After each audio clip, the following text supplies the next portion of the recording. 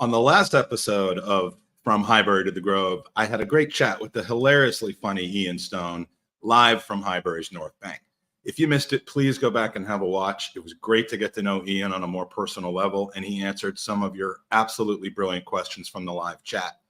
This week, on the other side of the intro, we transitioned from speaking to somebody who was on the Tuesday Club to speaking to someone who was in the Tuesday Club. From Highbury to the Grove is a respite from the wins and losses, a break from tactics and talking points, just good chats and banter with some of the most recognizable faces within our great Arsenal family, telling their stories, sharing their views, and answering your questions. Join us now live as we travel from Highbury to the Grove.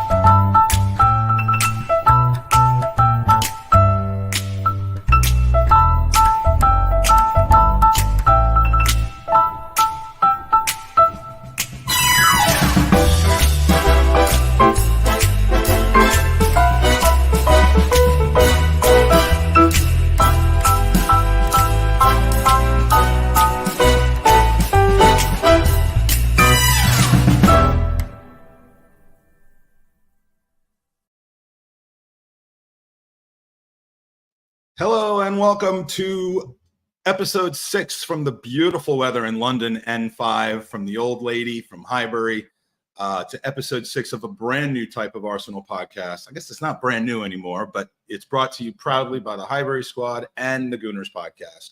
Tonight, we welcome yet another special guest from the Arsenal community. We are thrilled to welcome in a top-flight footballer, an author, a broadcaster, and club ambassador, a man who was the very first player George Graham brought in when he began his Arsenal process.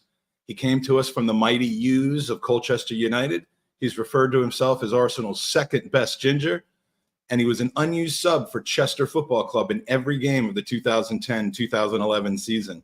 Welcome to tonight's guest. We all live in his world, the one and only Perry Groves. Welcome, Perry.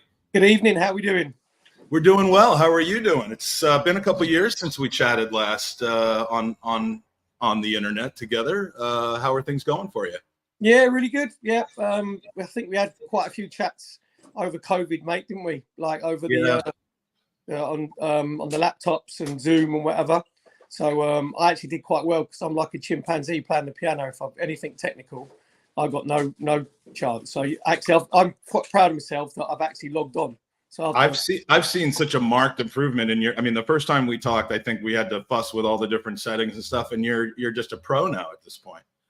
Well, I can press button where it says intro mic. I'm all right with that. I'm sweet. Beautiful. So stressed out about the next 10 days? I mean, we sit here perched for either what's going to be maybe the second greatest final 10 days of a season of Arsenal's history, or just another step on the rung of the ladder. But how are you feeling about it? Yeah, I must admit, I'm pretty relaxed. And to be fair, apart from the Aston Villa game, which we'll try to forget about, I think our lads have been fairly relaxed as well. I think that they've matured immeasurably from last season. I think they're actually embracing it, enjoying it. Now, we're all Gooners.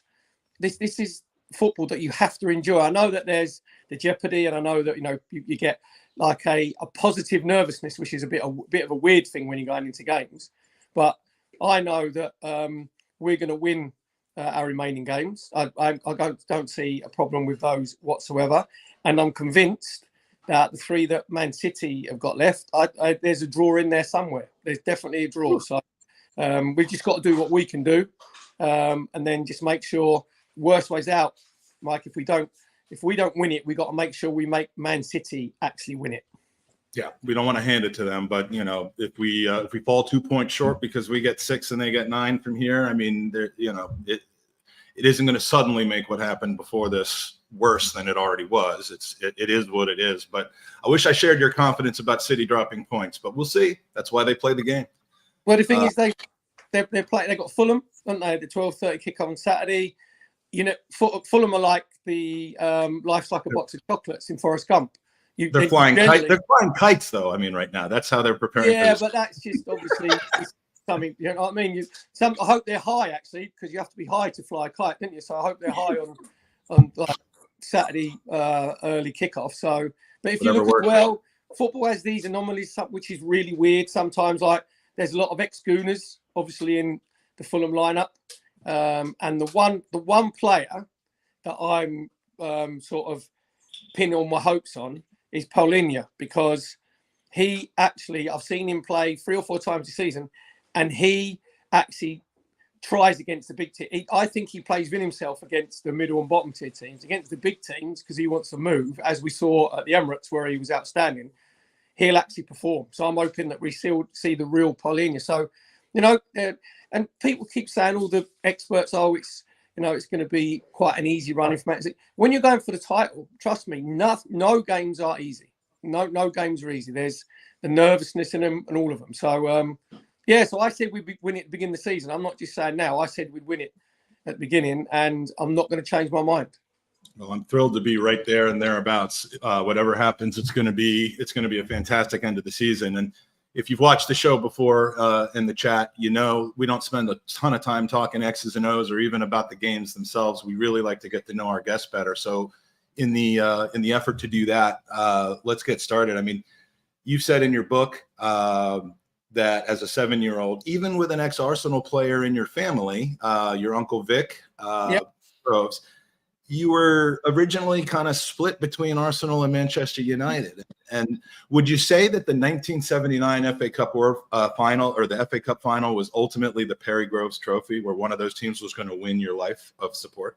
Yeah, I think when you're that age, obviously all my family, you said they're all my family, Gooners. Uncle Vic obviously was captain in the late sort of 50s, early 60s. So at least I was the second best. Actually, I was the third. My dad said he was better than me. So, do you know what I mean? I made the top 3 because my dad was a better goal scorer than me. But Dave saw the first his first match included your dad in it. Yeah, right, exactly. So I appreciate that we have 100-year-olds watching the podcast.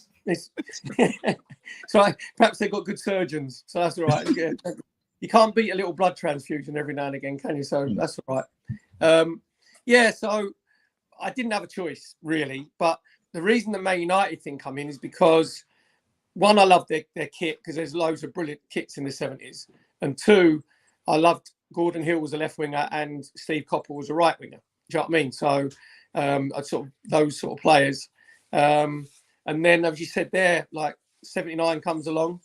And then obviously, like we've won it once, and then like it gets pulled back. You think, oh no. And then like the unadulterated joy of Alan Sunderland when he gets on the end of obviously Rix's cross is like a real iconic, because the FA Cup was the only real game that you saw live. Do you know what I mean? That was the big, and the FA Cup, I could tell you all the FA Cup winners from 70 to 80. I couldn't tell you won the league.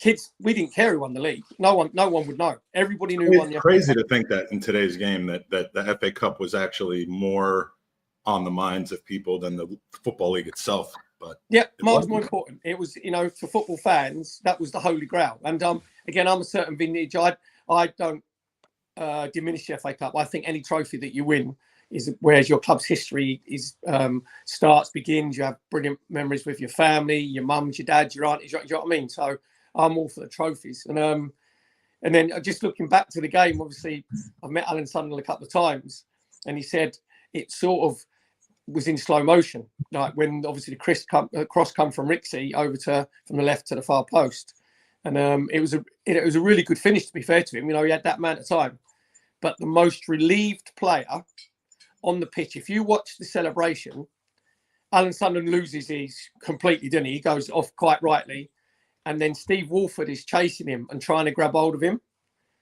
And that was a run and celebration of relief, because Steve had come on when we were 2-0 up. And trust me, as a player, when you get put on, obviously, to see the game out, you go on and your team gets pulled back to 2-2. In your head, you're thinking, oh my God, they're going to think it's my fault. They're going to actually, I'm going to get the blame for this. So when you see him chasing him and trying to grab hold of him when he's running up the touchline, I got Alan Sunderland, but then as I've become a professional footballer, I got Steve Walford. I got his relief. Do you know what I mean? So, and then from then on, that was it. I was done. Well, I'm glad that it worked out that way. And then, making that even sweeter for you is that, you arrive as George Graham's first signing for, a massive transfer fee of £50,000, which, I mean, I just can't even believe that 105 million is a transfer fee now, and 50,000 was then. I mean, that's not to diminish what they paid. It's just, it was a different time in football. It's just hard to imagine. But, we've heard in previous conversations that we've had with some of your teammates like Alan Smith and Lee Dixon kind of describe their arrivals at the club, how George Graham welcomed them, how the other players like Rocky Rocastle and otherwise welcomed them into the dressing room. But how was your assimilation into a dressing room in the 86-87 season that was kind of starting to be in a turnover pattern like what we've seen, with Arteta's dressing room over the last 3 or 4 years? But to be honest, I didn't believe that I was coming to the Gooners. I didn't, because I'd been tapped up by Crystal Palace. Steve Coppell was the manager there, and they had not our big nose Alan Smith. They had an Alan Smith who was the coach, and he'd phone me up and tap me up. And they coached not in the old 4th division; they were in the 2nd, and that made sense to me. Do you know what I mean? Because I'd not being big Eddie, but I knew I was too good for culture for that. I wanted to go and test myself. And my financial advisor at the time, John, I don't know why I had a financial advisor. He used to tell me what I could do with my money, and I had no money, but just paying for the privilege. That was a weird concept. He was investing in you, I guess. He was. Do you know what? He gave me, if it wasn't for him, he gave me so much good advice for a young player of 21, regarding pension. When you're 20, 21, you think pensions for people who are like 86. You know what I mean? You don't think about, and he gave me some really good advice on that sort of side of it. But yeah, so he phoned me and said, oh, by the way, this was on September the 2nd. And he said, on a Tuesday, Perry, I coached United except for the bid from Arsenal. And he said it was 75 grand. So wherever that 25 grand went, who knows? But he said, we're going up to Highbury on Thursday to see George Graham and, talk about whatever. And I went, whoa, before you start with that, John, stop yourself, mate. That's not funny. Winding me up. I said, I'm a Gooner. That's not funny, mate. I know I'm going to Palace. Anyway, get to the Thursday. We're talking about, I was on 150 quid a week. Do you know what I mean? So, and there's no negotiate. Am I negotiating? I'm in my head, I'm thinking, I'm going to Palace. I'm not going to negotiate. Do you know what I mean? And he's telling me what we sit down. I went, whoa, stop there. And it wasn't till we got to Arsenal tube station that I started to think that it might be true. But then the way that my brain thinks is, oh, I know what's happening here. We're in North London. Crystal Palace are a South London club. We're having a clandestine meeting in a little cafe. You know what I mean? When no one knows. And we walked up Avenel Road, and all the goons tell you during the day outside the Marble Halls, used to be Nobby, was the commissionaire in full regalia, was always outside. And he said, good morning, Mr. Hazel. Welcome to the Emirates, to Highbury. And I went, oh, hold on a minute. As he knows his name because he's got clients of Arsenal players, whatever. And then, good morning, Mr. Groves. Welcome to Highbury. And I thought, oh my God, he knows my name. And then from then on, it was a daze. It was like, whew. And went up the famous marble staircase up to George Graham's office, big oak door. He opens it. And I don't know. Exactly, yeah. So you've seen The Wizard of Oz, right? Yeah. So when you first, he's in a massive chair. He's in the biggest F-off size chair you've ever seen. And he puts you on this little stools, he's got this, sort of this imposing figure. And I was just looking around and thinking, I sort of listened to what he said. Do you know what I mean? I wasn't really playing it because I thought, oh my God, I've got to tell my dad I'm in George Graham's office here.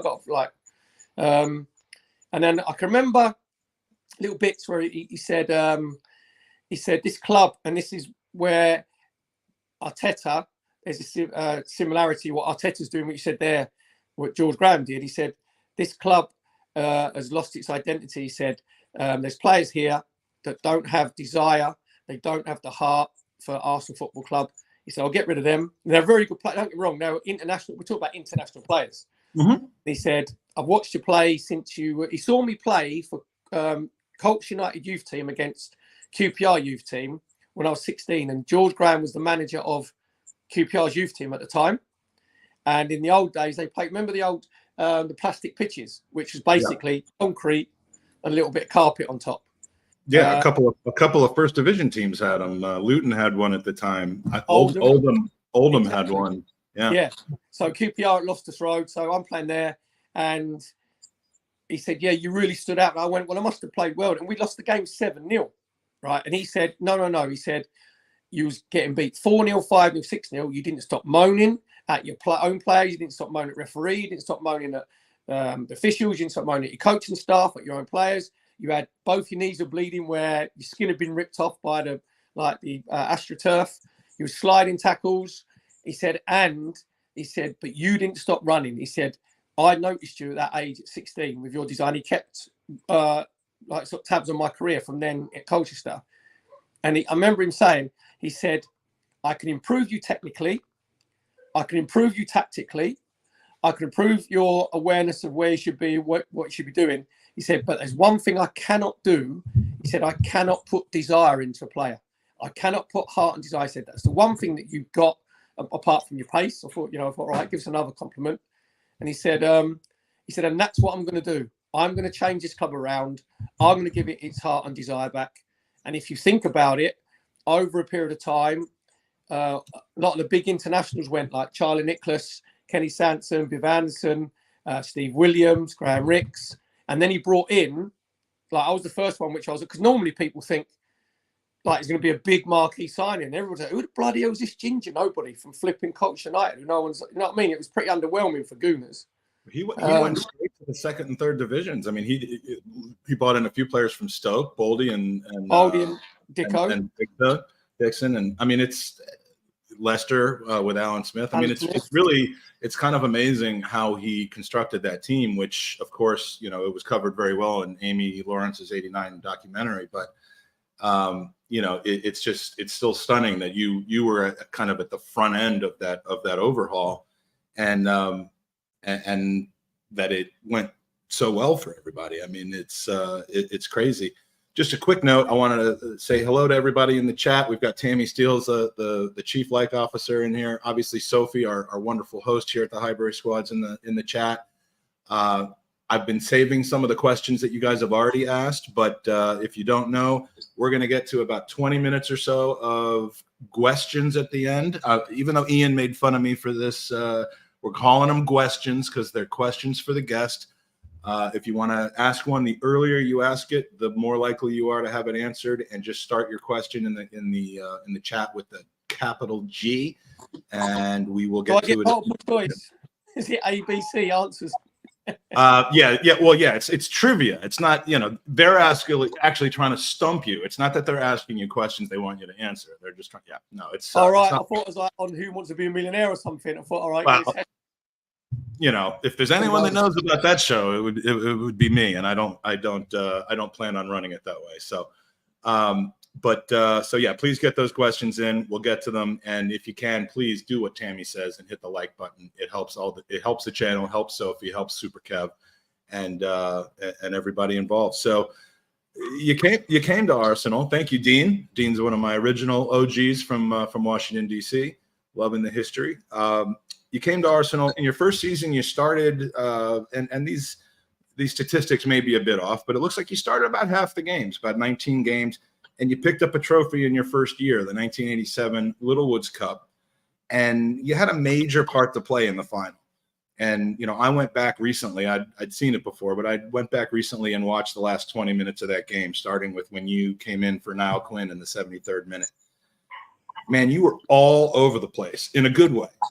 I mean, you must have been like they must have been having to hold you back like one of those horses in the Kentucky Derby, and then when they let you in the game, you were just, that was one of the best substitute appearances I've seen since or otherwise. How did you feel about not starting that game? Were you hoping to start? Were you under the impression you would start, or did you kind of know you'd be the number 12 that day? No, I to be fair, I had no idea. And again, it's weird the way that I mentioned about, this football world works. And so I played we went, I think, on a 19 or 21 unbeaten run that season. And Charlie Nicholas got injured, and I played up front. I can't hit a cow's backside of banjo, like all the Arsenal fans will tell you that. But the gaffer put me up front for a big period of those games, and basically it was just to run in the channels and be a nuisance. So I played up front with Quinny, and obviously Charlie got himself back fit again. And I didn't play. I played in the first leg of the semi-final at Highbury, and we got beat 1-0. I didn't play in the two away legs, like the second leg and then the replay, and we won both those 2-1. So Arsenal fans want to thank me. I didn't play in those two, so I was the difference. So, and then it was the first season that there'd ever been two substitutes, because they were Can you imagine? They changed the rules to go to two substitutes from one substitute. Now we've got 9. I mean, we've got 5, but there's 9 people you can have on there. Yeah. So so they was actually doing it in the Little Split, which is the League Cup. So that was their, what they were trialing it in. And the gaffer always would normally have someone on the bench who was a defender who could play in midfield and have a forward. And my big mate from Colchester United, who'd gone to Arsenal 3-4 seasons before me, Ian Allison, he was a bit of inspiration for me, because he went, he was Colchester's big star, a bit like myself, and I thought, oh wow, like Blimpy's gone, maybe I can do it. And obviously he got the goal in the semi-final, and basically it's between me and him who was going to be on the bench as the forward. So it was real touch and go, and we didn't know until the Friday. We played obviously final on the Sunday, and we know on the Friday when the team sheet goes up, who's going to play, because you do team shape and all that sort of stuff. And I was just relieved that I'd made like the 13. Do you know what I mean? And I went up to him and shook his hand, and gave him a cuddle and said, mate, sorry about that. I didn't really mean it. Do you know what I mean? I just thought that was the thing to say. I was like, I'm in. I don't. As one does. Yeah, but he was a good. So that sort of was a bit, or not awkward, but if it's someone else, I really wouldn't give a rat's backside. But because him, I did have a few, feelings for him. And so I just pleaded that I was on the bench. And you said about me running about, it was red hot that day. All cup finals at Wembley are red hot. Doesn't matter if it's League Cup final, FA Cup final, they're all 80 degrees. I think that's just the rule. You know what I mean? So, and you see these days with all these analysts with their iPads, and they do the algorithms, they do the logarithms, and you see they give them the players their instructions. What are players thinking? Trust me, right? When you're on the bench, you're getting on is, right, who do I pick up from their set pieces, which you should know anyway? Where do I go for our set pieces? What do you want me to do when we're with the ball? What do you want to do without the ball? So George Graham said to me, Grovesy, they're breathing out their arse, the back there, Liverpool's back four. I want you basically to run around and be a nuisance. And he went, if you come short for the ball, he said, I will kick you in the whatever. He said, I don't want you coming short. I want you coming and spinning, running the channels, stretching them. He said, because they look like they're really strong. And that was it. And when you said there, I ran around and I was a nuisance, like, you have to sort of know where you're running, but that was it. And you create your own opportunities when you do that. And yeah, I mean, when you have a player like yourself, or, I mean, I really kind of drew a lot of like, and we'll talk about the actual goal, the winning goal in a minute, but I just saw a lot of Trossard in you. In the sense that, I mean, and vice versa. I saw a lot of you, and I see a lot of you in Trossard when he comes in. Just a guy who, you see the defense after 70 minutes, they're just stretched, and then you're serious. You're going to bring on Trossard now, and just the look in the right back must be absolutely devastating, especially with 2 subs, because they're not going to sub in a fullback with fresh legs to take care of the winger that comes on. So. Yeah, I mean, you absolutely changed the game when you came in. And Julian, who I know that and we're not going to talk about why. But I know you know Julian. We're not going to get into that, but Julian. We just say the initials BD, shall we? That'll do, won't it? Yes. BD's former manager says Perry's introduction in the 73rd minute of the League Cup final in '87 was a sliding doors moment for Arsenal. It can be argued that that moment led to all the success that we've enjoyed since. So what you did in the 73rd minute, essentially you created the Invincibles. You know what? That's the what thing is, I wish I was all right. Julian knows his football, by the way. He must have his coaching badges. And that's great. But what I think it's tongue in cheek, obviously, but what it meant was we hadn't won a trophy for 8 years. Yep. Do you know what I mean? So since that World Cup, since the FA Cup that made you an Arsenal fan. Yeah. Exactly, yeah. So back then, every Gooner, the League Cup or Littles Cup, that was still huge. That was a huge competition because English teams were in Europe. You could only win the league, the FA Cup, or the League Cup. Liverpool would have like the team. So that was a massive fun. And just to give you again context, the beginning of that season, in the summer, I was watching Kenny Sansom play against Argentina, where the famous hand of God goal, right? We know where Maradona gets above and blah blah blah. Mexico City. Then the coming to the end of that season, I'm being led out by Kenny Sansom, my captain, in front of 92,000 at Wembley, and it's my team, and I've got 45 of my family come up on the bus or what in the crowd, and and because I think it was Liverpool, it made it it was a huge final anyway, and I think if you remember, like I always say to Kenny, I turned Kenny's clearance up the touchline into a pass basically, but I knew that that's all he could do was put it in the channel. So I thought, right, if I bend my run, obviously, which I did. Hold on a minute, Gary Gillespie's just gone sliding past my sofa in the front room. He's just gone sliding out the door. Right, Gary. He was Diego Dallo before Diego Dallo was Diego Dallo against Gabby Jesus. I want to construct this thing, but keep going because I think he went for a burger or a hot dog or with some mustard on it, and Diet Coke, and then. Apparently, I don't know if it's like an urban myth, but I think you had to pay to get back in. I think they said, right, in you come. But it's a strange thing. You have an awareness because I was quick and I could see over my right shoulder that he was coming sliding in. And he generally obviously thought he could get the ball. And you're like, mate, you got no chance. He nearly cleans out the linesman. If you look at in the replay as well, the linesman does great because You're watching the final moments of that Prime Alone advertising hoarding before it got absolutely obliterated by Gary Gillespie's 2 feet. But yeah, I mean, what that doesn't show, and I have the video. I was a little hesitant to play it for copyright reasons, but sure. I mean, you just the little deft touch around him, and that the whole sequence reminded me of the left-sided version of the right-sided version from 2 years later. I mean, it was a 4-touch goal. It was Lukic to, in this case, it was on the left side. It was. I'm sorry. What? So in '99 you're talking about, or 89. It was Lukic, Dixon, and Thomas. In this case, it was Lukic to Sansom to and then centering it and squaring it for Charlie Nicholas. But kind of similar, just from back to front in four steps. Not quite the same level of drama, but man, what a play, and just the joy afterwards. I mean, this was after the win, I suppose. This was after the goal. You see, Charlie hugging me there, right? Yeah. I got him a new 2-year contract. He never thanked me because really. George wanted him. He wanted him out because Charlie was a brilliant footballer, like brilliantly technically gifted. He could hold the ball up. He's got brilliant turning. His goal scoring record was good. Just really, really gifted. But he didn't fit the way that George wanted his strikers to. He wanted his strikers to close down. Like all this nonsense about the new Genga pressing counter. We were doing it, and Liverpool doing it back in the late 80s. Ian Rush was the first. Brilliant. Like apart from his goal scoring, he was closed down.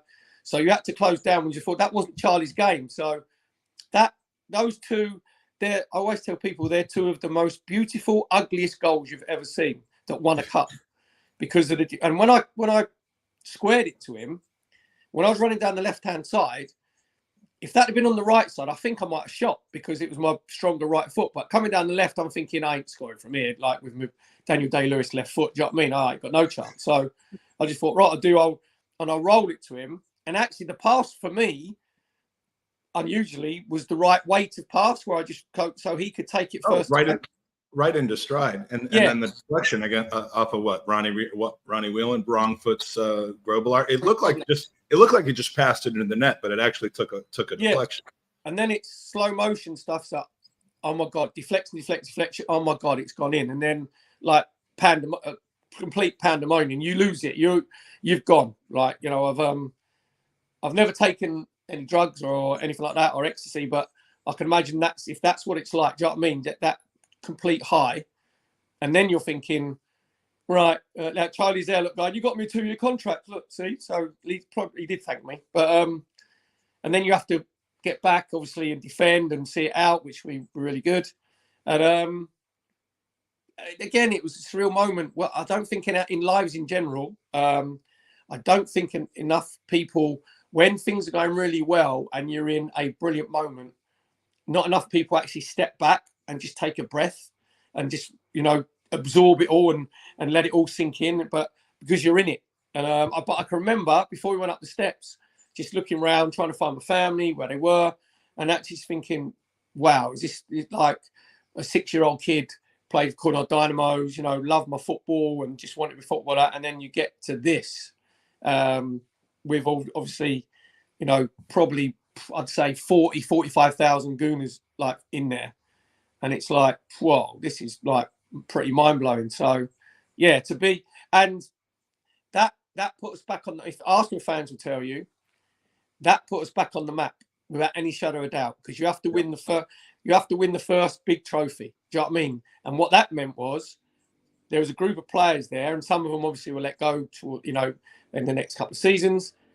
But I've always said you have to go into the big games and the big occasions knowing you can win, rather than hoping that you can win. There's a difference. And I think our team has got over that hurdle now. Obviously with Man City, you know, there was that psychological sort of barrier, winning the Community Shield, beating them at the Emirates and getting the, you know, the draw away. So I've got no doubts now that our team going into the big games actually know they can win them. And that's what happened with us in like 87. You know, if you think about, you know, the homegrown players, like Michael Thomas was on the bench with me, then obviously Paul Davis, then Noel Quinn, Tony Adams, Martin Hayes. Do you know what I mean? So you had this group of homegrown players that knew about the club and the soul. Again, very similar to what we have now. Yeah, I love it. And I wanted to give a shout out to Nathan who mentioned the Cornard Dynamos. We don't have time to get too much into the Cornard Dynamos, but that was your that was kind of your first what we would call back in the States travel soccer, but like your first kind of showcase team before, you know, as a kid, right? 7, 8, 9 years old. Yeah, first time played with actually goalposts up. It was the old fashioned like jump for goalposts.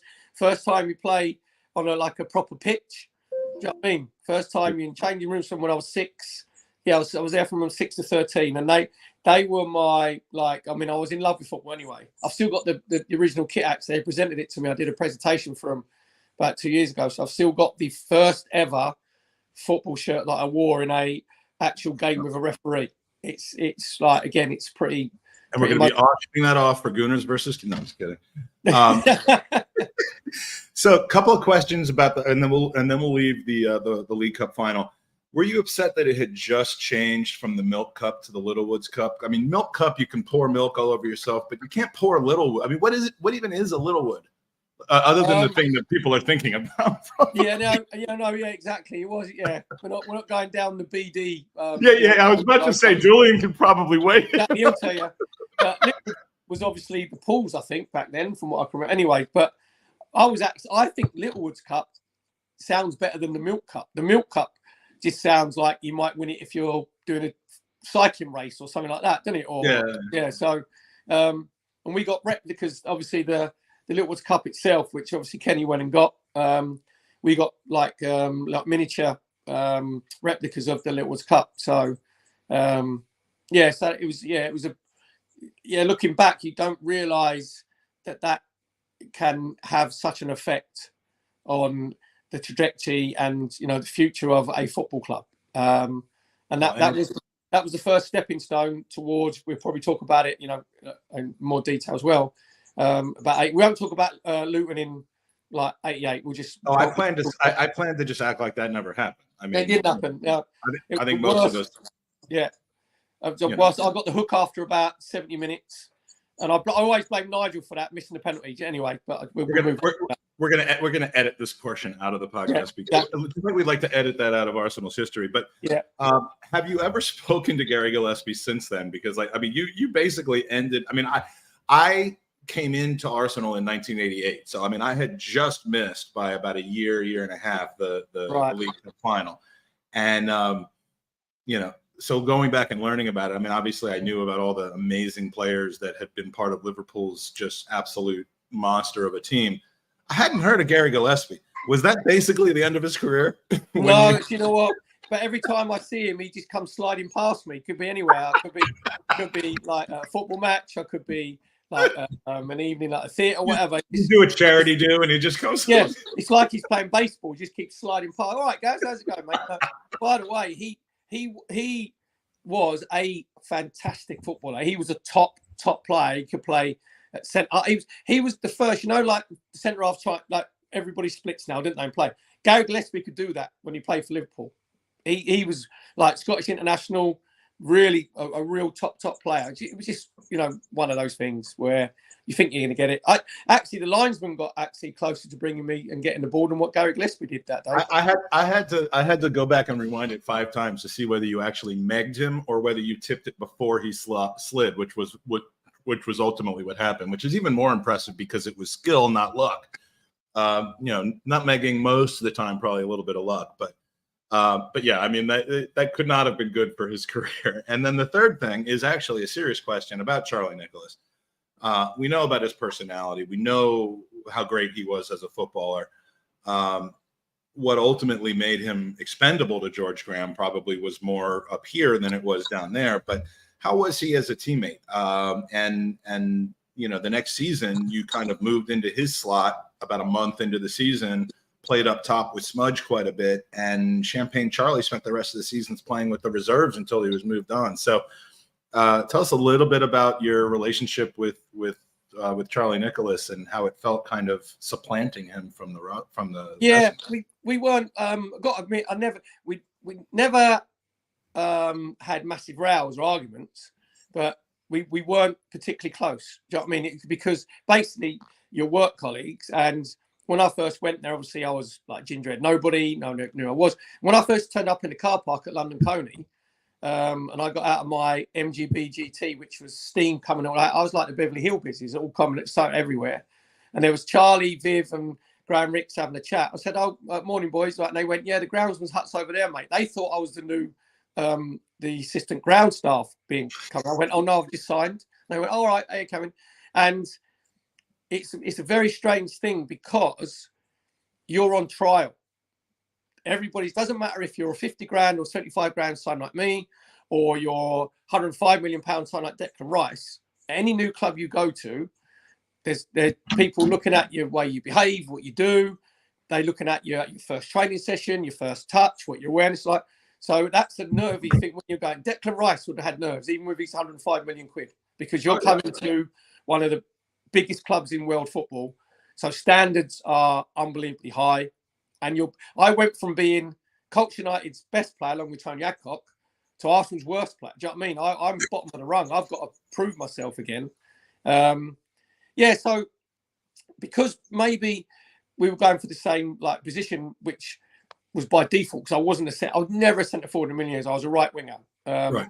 But he played 2 up top some of the time. So yeah, it was always 4-4-2. Like back in the old days, always 4-4-2.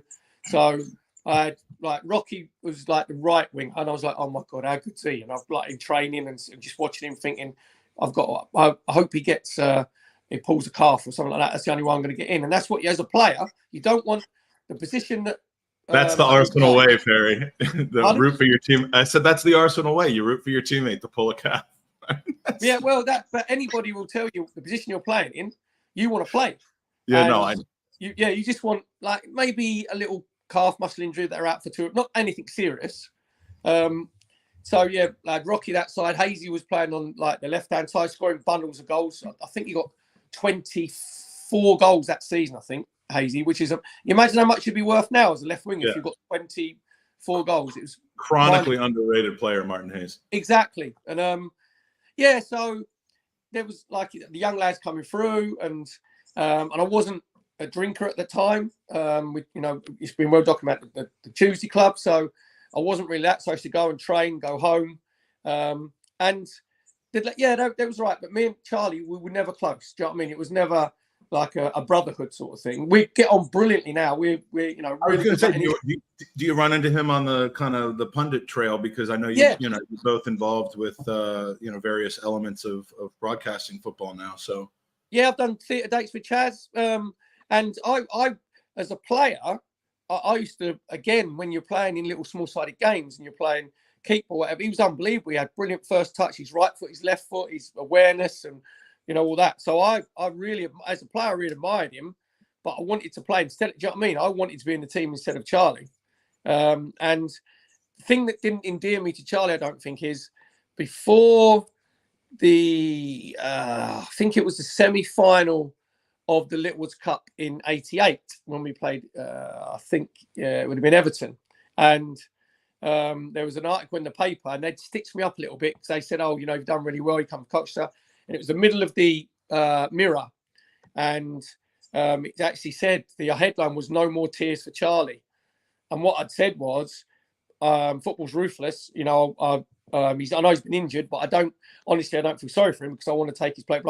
And it was, and they misconstrued it. They made it into a snide comment that wasn't really intended that way. Yeah, absolutely. And someone pinned it up when we walked into London Cone. They pinned it up on the Knowing Sports, so that "No more tears for Charlie." He went, "Oh, Ginger." Well, he was like, "All right, Ginger bollocks. Yeah, all right. No more tears. Yeah, you want my place? Yeah, we'll have a look, see at that." So that goes on, but we never didn't get on, but we weren't like best buddies sort of thing. And that's what football's like. Like my best mate, like everyone knows at Goons, is Merce. So me and him got on brilliantly. And then later on, when I established myself, because I was on the periphery, do you know what I mean? I wasn't established. And the way again the football works, when you're in the first team for a period of time, you have your own place on the team coach. Do you know what I mean? There's all this hierarchy, and I had to work my way in, and I wasn't established, which is understandable. I wasn't established. So I was sort of fighting that hierarchy as well. So it's every man for himself, basically. Yeah, I mean, look, you're not going to get anywhere if you're constantly deferring to other people in football, and you have to have that mentality to be successful anyway. Is that you belong on the pitch and you want to prove it. So everybody in the chat that is submitting questions, please keep doing that. I am seeing them. I'm starring them, which means that they'll be saved for later. Couple seasons later, 88, 89, obviously the turning point of my sporting life and the reason that I'm sitting where I'm sitting right now. Your playing time maybe took a couple of steps back from your first 2 years with the club. There were players signed, Brian Marwood and many, many others. We've seen in the current game how teams will bring players in who displace the existing starters. And, there's always kind of some discussion about, well, will X player be okay with his minutes limited with competition, or is he going to want to move somewhere else? And, there tend to be some players that kind of seem happy with that. And it's a long, long season now, especially compared to 35 years ago. But you see some players that seem very, very willing to take that slot, like Riyad Mahrez, seemed to be willing to take that spot for City. Trossard seems perfectly just as happy coming off the bench as he does starting. And there's other examples, but what was your attitude and kind of understanding about the reduced usage in that season? Did you roll with the punches, or was it something that your competitive nature that you've just described kind of get the better of you until the end of the season where you were back in? Yeah, it's strange because like when Smudge first came, I played nearly that whole season, and obviously like up front with Smudge, but I still saw myself as that was a stopgap. You just want to play. So I knew I was a winger. Then Brian came, and was absolutely fantastic. So I had him on the left-hand side, Rocky Rokas on the right-hand side, and they were playing at a proper high level. And what I try and tell people is that obviously I wasn't happy that I wasn't playing. I'd go and see the gaffer and say, why I'm playing. He'd give me reasons and then tell me to get out of his office. Do you know what I mean? So, but I love playing football. And the thing that annoys me is players who, maybe not being a team, might be disgruntled, but you're getting paid to play something that you love to. It is the privileged, probably 1% of people that go to work and love what they do. So I just made sure that training, I always put everything in. I wasn't one of these players that could skip, and play 80, 90% in training, because if I did that, then the gaffer would be on my back. And I wanted to learn and do it. So I made sure that I was ready, that my training level was very high, playing in the reserves. Some players go in the reserves and they don't, put everything in, which I did because I wanted to help the younger players that were in the reserves. So I just made sure that if ever I was called upon, that I was ready. And I'm pretty sure I played 6 full games that season and scored 4 goals. And, a couple of the goals were quite important. And again, I just had to make sure that I wanted, and the way it pans out, obviously I was on the bench again. There's only 2 subs. That was when 2 subs were introduced in the league games. Yeah. So, and if you look at the gaff, very, very rarely did he put 2 forwards on the bench. Very rarely. And obviously myself and Hazy were obviously on the bench that time, because we played like 3 centre archers, which we never played. And I must admit, I was just relieved that I was involved in it, but I was really pissed off when Hazy got on before me. I was devastated. I'm like, what are you doing? But that's they brought on the 14 before the 12. Is that what they did? Yeah, but the other thing is, hold on a minute, there's a hierarchy here. Do you not see what I did in the Littlewoods Cup when you put me? Do you know what I mean? So, yeah, but then you have to just make sure that you're. And I keep telling people, because I think it was about 230 games for Arsenal all in. And I think 90 of them was sub and the rest were starting. And I said to people, yeah, I know you're saying about all your superstar, whatever. I said, I was playing for the best team in the country with a squad full of internationals. At one stage, I was the only non-international. Everybody else had played for the country, whether it be in the under-21s, whether it be full caps. Myself and Kevin Richardson, there was 2 of us.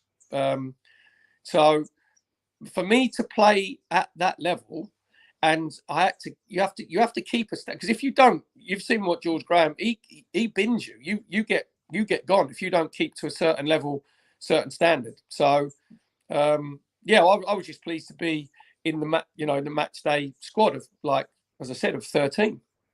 Well, and of course, getting in again in the between the 70th and 80th minute in that game that we are, of course, referring to in Anfield in 1989, celebrating a massive win. I mean, how great is it that you're in this picture? I mean, this well-known. I mean, there's a few of these. This is maybe a little bit after the famous one where he was taking the shot, but I mean, you'll forever be associated with this. And you've told me a story a couple times about how Smudge's pass almost went to you, or you were kind of running for that pass, and that he ended up passing it to Thomas instead. Am I remembering that correctly? Well, no, what it is, you said about the goal, right? And Tomo's is the best finish in football, period. Trust me. And I know we're Gooners.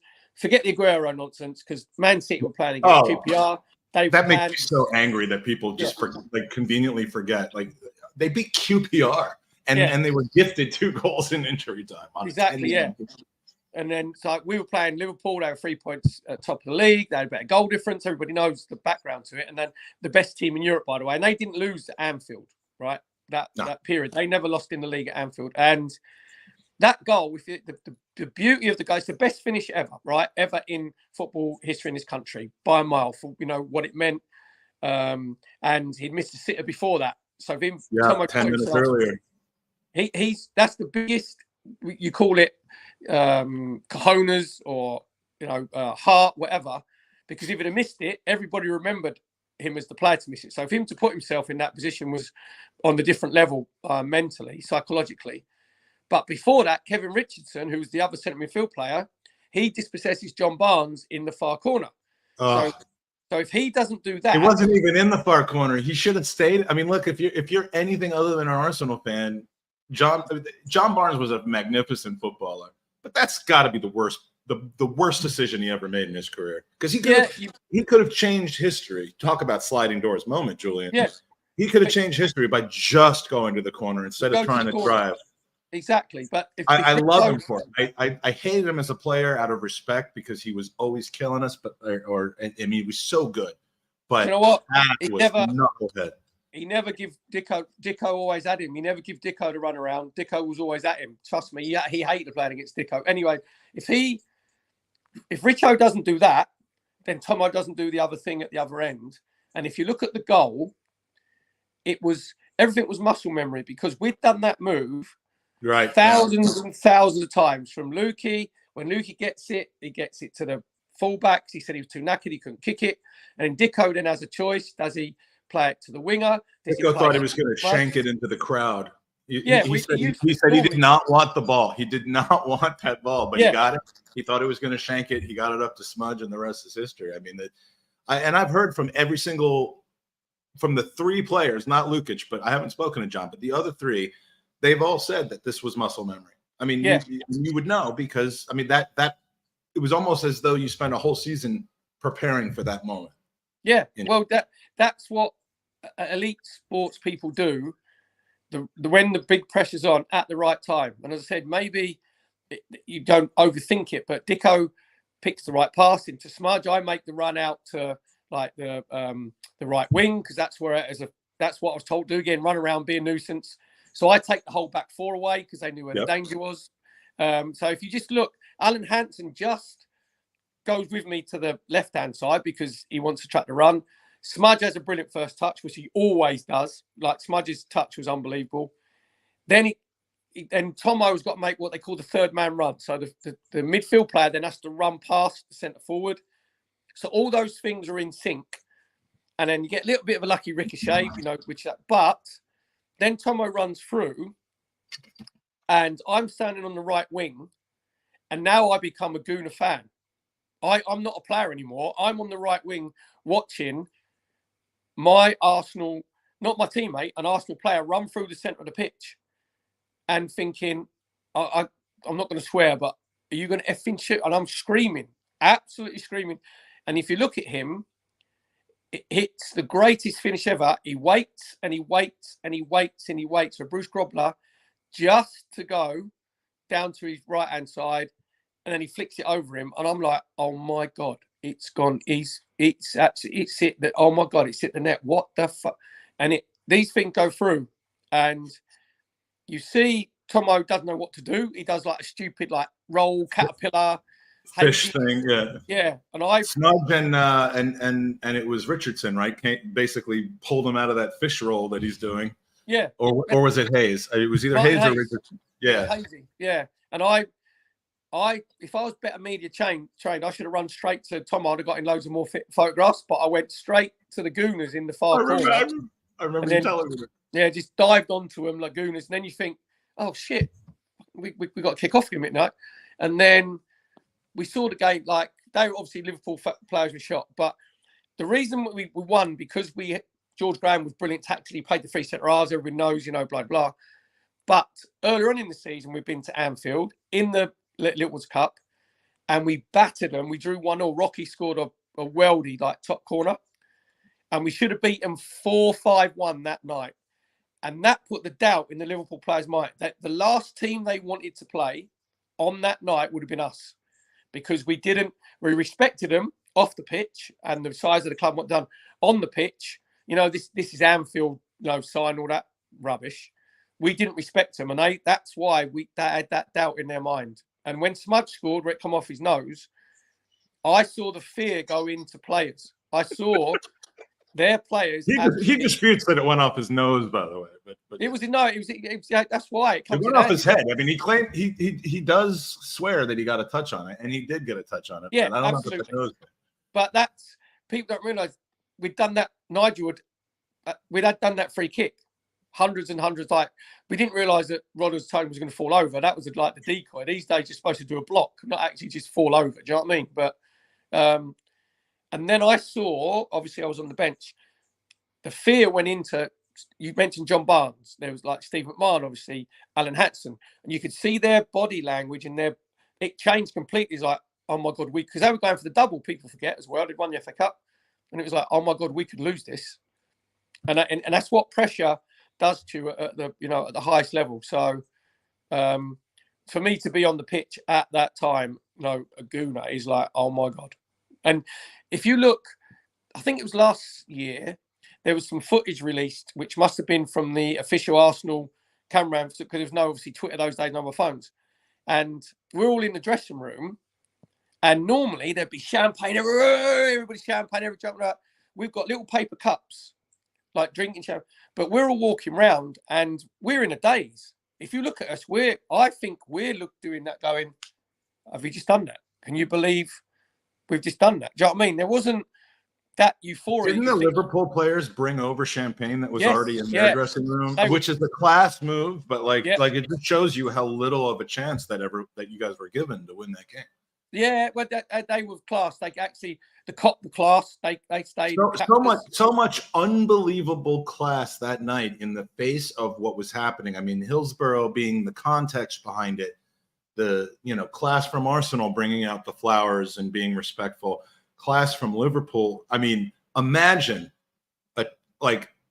and we could see, they won't be playing each other, but like, imagine in 10 days from now, something absolutely out of left field happens, and there's just nothing but class and well done, good job. I can't even imagine that in today's football, but it happened in 1989. Yeah, I think what there is, we see the Liverpool players now. There's a mutual respect between Arsenal, Liverpool, and Manchester United as well, because I think, and I personally think, they're the three clubs which are what I call the behemoths of football, because all the success that those three clubs have been from what's been on the pitch, and do you know what I mean? It's gone on from there, not just like a state coming in and buying, and buying a club and investing, or an owner from Russia getting billions of pounds investing. So those three clubs, the traditional clubs, there's a very big mutual respect between the three clubs and the players, because when you've played for those three massive clubs with the expectation, the other players know that you can handle it mentally at a big club. Do you know what I mean? But the only one is probably Roy Keane, who don't like Arsenal, but Roy Keane don't like anybody. This don't really matter. So, but there's still, if you look at Roy Keane now, him and the Vieira stuff and the Arsenal stuff, there's still that, I'd say, grudging respect from Roy Keane, because when you're playing for those three massive clubs, the expectation can be very, very heavy, and you've got to be a certain personality and certain mental strength to carry that expectation. Yeah, Perry, I got to ask you something, and I'm going to do it. I wish I could ask you backstage, but I know I told you it'd be an hour. I got a couple more things I want to talk to you about, and then we have some amazing questions. Do you have another 15 or 20 minutes? Can we do 10? Is that all right? Yeah. Yeah, absolutely. Yeah. All right. So I'm going to quickly ask you. I've heard Paul Merson tell a story about to you at Anfield on a different occasion, and it had me absolutely rolling around on the floor. Do you have any idea what I'm talking about? You talked about Merce. Yeah, go on. You talked about Merce being someone that was close to on the team, but I mean, he was asked what the funniest thing he ever saw in football was, and it involved you. Do you know what I'm referring to? Go on then. All right. I'm gonna play this because it's absolutely hilarious to me. So hold on just a second. Nah, the funniest thing I've seen at a ground was we played Liverpool once, and Grovesy got injured, and they come on. We used to have a chair at thing. We didn't have had a chair, but they put you in a chair and then they tied you up. Right. So they put you in like a chair, and it was like a wheelchair, but a bigger sort of version. Yeah. And then they strap you up, and then they pushed you along. Right. So Grovesy got injured, so they got him, put him on it, strapped him up, and he was going past the Liverpool fans. And as he went past, they went to turn the corner, because it was gravel. As he went to turn the corner, there was a couple of old geezers, and they lost control. But They tipped it over, but as they tipped it over, he fell into the puddle, so he nearly drowned him. But the game's going on and everybody's watching it. And Drosy's going absolutely ballistic, and he's like that, and they're trying to get him out, and they can't lift him now because he weighs a ton, and then he needs help, honestly. And that's the funniest thing I've seen. You ask Drosy, honestly, he's strapped him, so as he's gone around the corner, he's fallen, but as he's falling into the puddle, so now his face is in the puddle, he's drowning, and these two old geezers can't get him up. That's the funniest thing I've seen, honestly. Yeah, you know what? You threw me because you said at Anfield. It was obviously it was at Highbury, and he acted like it was at Liverpool, but yeah, no, it was a Highbury, and he's right. It was the old St John's ambulance, like who strapped in my chair, and as they wheeled me round, the wheel caught the edge of the pitch at Highbury, and then there was a gravel, and I just face planted, went face first, and as I'm shouting at them, all the bubbles are coming out the water. I'm like, are you kidding me? You old senile, get me out. So, but I've got like 3rd-degree burns down my face because I've grazed all my face. Oh, I mean, it's not. Look, I don't mean to laugh at your physical no, it's pain. funny. But, oh my God. Yeah, but Mike, here's the kicker though. So they wheel me round. In the old at Highbury, you had the paddock where all the players sat behind the dugout, right? So they're pissing themselves laughing as they wheel me. So they wheel me up the concrete steps, go up the tunnel, turn left at the top, go to the home team dressing room, wheel me in. And so they said, the doctor's going to come. I've done my Achilles. So they said, the doctor and the physio will be in a minute. And they said, put him on the bed, right? And they go, there's 4 of them by this time, and they're all about 87, right? And they go, 1, 2, 3, lift him. 1, 2, 3, lift him, right? And I said to them, I'm still in the effing chair. You haven't unstrapped me. So they were trying to lift me out of the chair, and I was still strapped in the poxy chair. So that was, and a lot of Liverpool fans, like, they can remember that time because it was right in front of them as well. They were pissing their pants. Oh, yeah. I didn't play the whole video, but he's basically talking about how they were just absolutely delighting in the misery. But I mean, the prelude to that video is they asked him like what the funniest thing he ever said, and he took him like 2 minutes to think of something, and then he pulled that story out like it was just yeah. The chat's loving that story. I appreciate it. All right, we're gonna get to questions. We're gonna rush through a couple of questions. I'm sorry for making it so rushed, but you don't want to cover these kinds of stories. We're gonna start with Sophie. Who absolutely captures everything that we're thinking, which is, can you please share an anecdote about Super Kevin Campbell? Perry, I'm sure you know from the WhatsApp group that you guys are in that he's recovering from some health issues. He's been in a dangerous place and is hopefully recovering to his full health. But we'd love to show him some love. You are a legend, Perry. Any Kev Campbell stories that you can come? I mean, not him being rolled around into a puddle, but something almost as good. Yeah. To be fair, with Kev, his nickname was Rambo because obviously you remember Sylvester Stallone and Rambo stuff, and that was because he was. I think I used to ask him about his birth certificate because when he was like, I called him like the man boy because normally when you're 19, like 18, 19, 20, you're a bit disheveled. You know what I mean? You haven't really, your shirt is a bit loose on you. You haven't filled out. Kev was the world's strongest man, and like Goonies watching play, he used to smash everybody over the place. So we introduced him into the Tuesday Club, but he was a bit too refined. He'd dip his toe into the Tuesday Club, but he was more on the fine wines and the cocktails and whatever. So he'd dip in and then go to some trendy. He does love a wine bar. He used to love a wine bar. Exactly. That was. He was like, oh no, you lot are Oryx. Do you know what I mean? You got you're no class. Bit like we talked about like Shameless as well. You know what I mean? It's like we ain't going you. So Kev used to disappear, but the season, obviously the 1990-91 season, where Kev got in at the end of the season. He was unbelievable. He was unplayable. So for 2 young players, and people forget about Davy Hillier coming in at the end of that season as well. Yeah, playing in the centre midfield. So Yeah, I spoke to Kev about 2 weeks ago, and he's good. Yeah, he's doing okay. Yeah, he's on recovery, which is great. And he's just, he was the world's. I think he was the strongest player that I'd ever seen put a football kit on.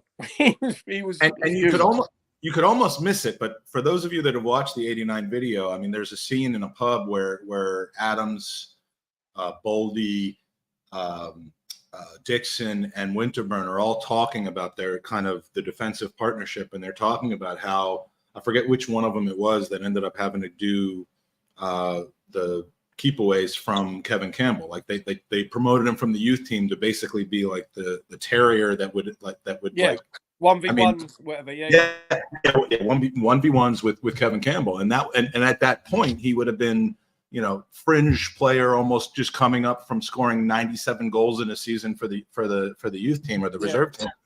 And but unbelievable player, but more than that, unbelievable man. And we're all thinking about him and cheering him on for his latest efforts.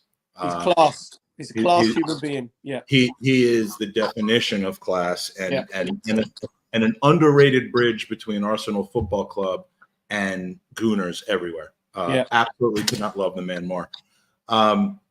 Mark McCreedon says, "Is Perry now allowed in the Tolly without Mike?" Do you want to tell that story, or should I? I don't want to tell that story. But yeah, go on.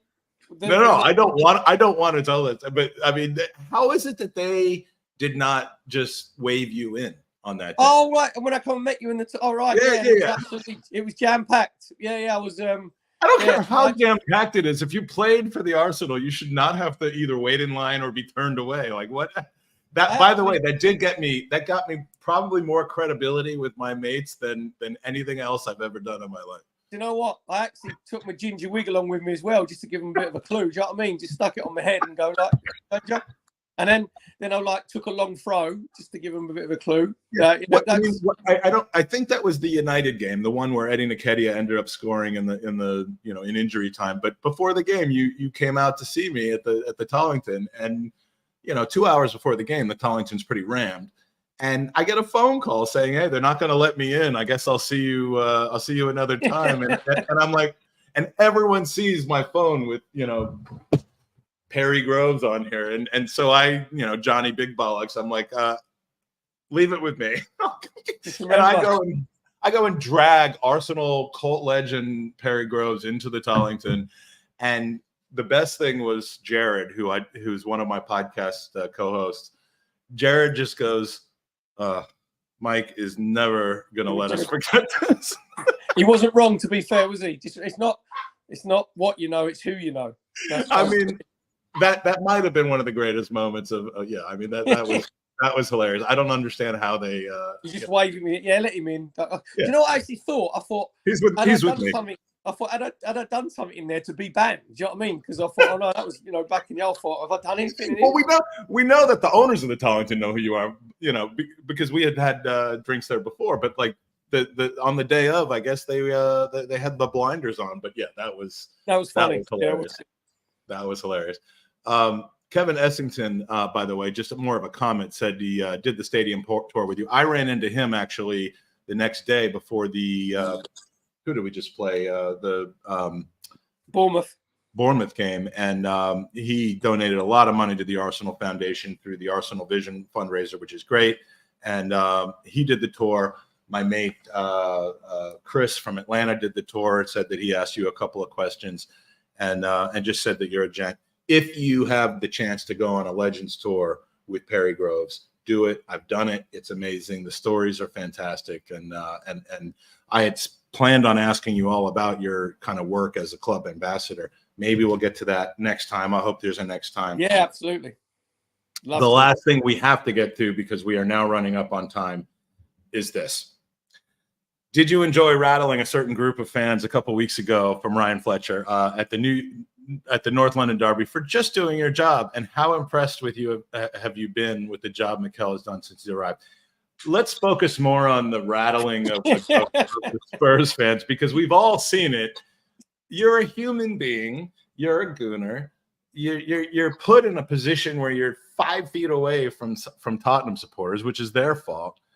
Tell us, you've talked about it on TalkSport, but this is Highbury to the Grove. Tell us what happened that day and why in the green earth did the stewards get involved? Well, to be fair, obviously I'm working for TalkSport, and they know, everybody knows I'm a gooner, and I've explained to you, I can't be impartial. Well, I can be balanced, but I can't be impartial. There's a difference, and so as long as I'm balanced with what I see, because I said they were on top for the first. We scored against Run of Play, which was true. We didn't play. We that wasn't when we was even 3-0 up at half time. That wasn't a 3-0 up at half time before. Do you know what I mean? We were better in the first half against Villa in the game that we lost than we were in the first half. Yeah. But we were more ruthless in that game. We were more clinical. We had more, you know what I mean? We had more mature. Anyway, but the third goal, when Kai Havertz, obviously Ben White does his thing with the goalkeeper, like tries to get his gloves, and Kai Havertz goes. I was really lucky actually, because I stood up and I did a double fist pump, went, get in. And I wasn't doing it to wind them up, the Spurs fans behind me. Do you know what I mean? I was a gooner. That's what happened. So I sat down and did the fist pump. So apparently there's a YouTuber to my right who got the fist pump. And he's the one, if you listen to him, goes, Pell, you can't do that, Pell. And he said, I'd like to report a hate crime. That guy was taking the piss, right? And he was actually pretty funny. Yeah. He was pretty funny, actually. He was funny. And he was going, you can't do, you can't do that, Pell. But the guy behind you was not amused. No, there was about 5 of them who had gone like, get him out, it's out of order, he's causing a riot.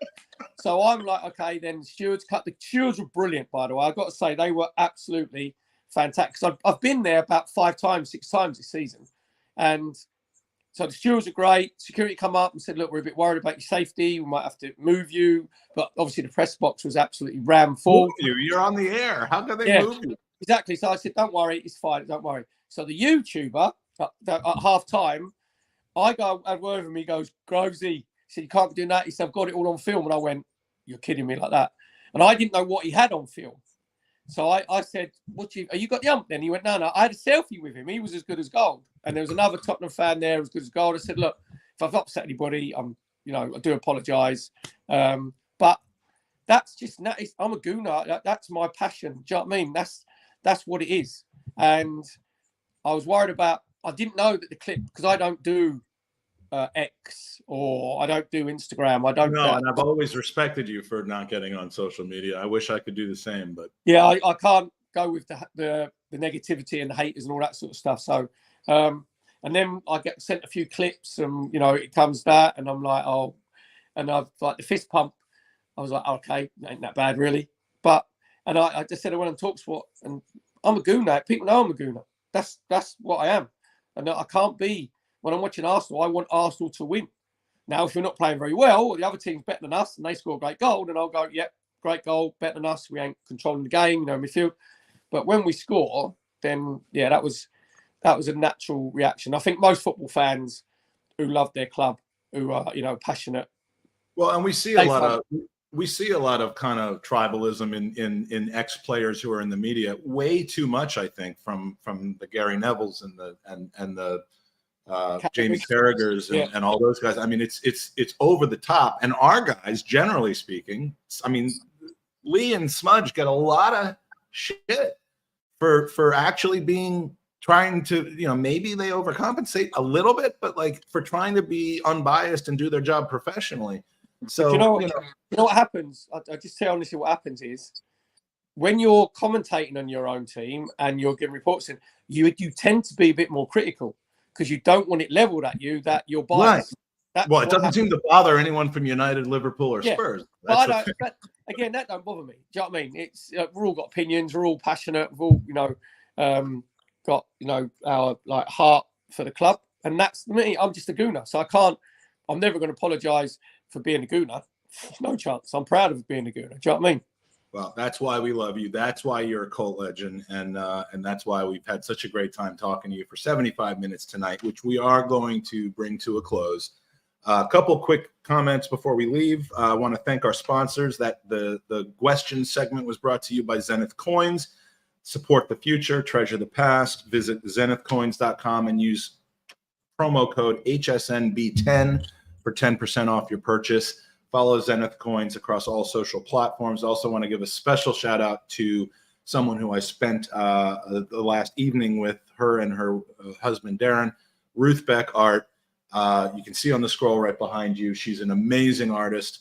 Go to buyruthbeckart.com, use promo code Highbury Squad for 20% off, and just commission her to do a special piece of art as she's done in the Highbury flat, which this thing will always, always be special to me. It's a picture that I took, turned into an amazing piece of art from just behind me on Highbury from 1990. So that's where we have to end. Perry, any last words or words from wisdom for our Dooner family as we go into the final 10 days of a pretty special season? Just keep the faith, enjoy it, trust the process. There was a little bit of there with Arteta's brought our soul back. He has brought our soul back. Trust me, we've got our club back. We've got our soul. Got a bunch of young, hungry players that give a rat's backside about the badge. So we're all in this, like, there's a synergy there, which is great. So just remember, my old man. And remember, I said, you're everybody who's watching can fill in the blanks. And I was literally just about to play the video, and then you did it for me live. So, so I appreciate it, and thank you to everybody that watched today. Thank you for Perry for coming on the show. Always great to talk to you, and we will see you in a couple of weeks. The next couple Thursdays, I'm going to be traveling. I'm going to be next Thursday. My family's going to be here. The following Thursday, I'm going to be traveling. So it might be a few weeks until our next guest, but you know it will be a special one.